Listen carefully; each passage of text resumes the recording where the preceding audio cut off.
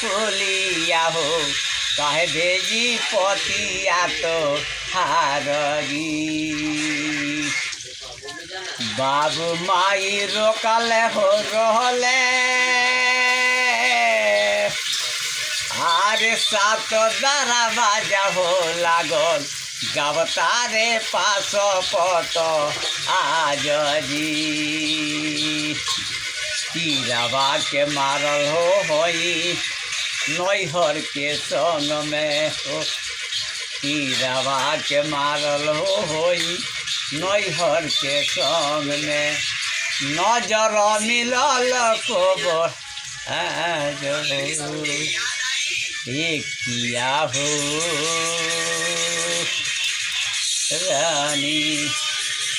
धीरे से मिलब हो रानी हो पतरी दरवाजा बाबू पीछवा से रहता खोला खोला जी।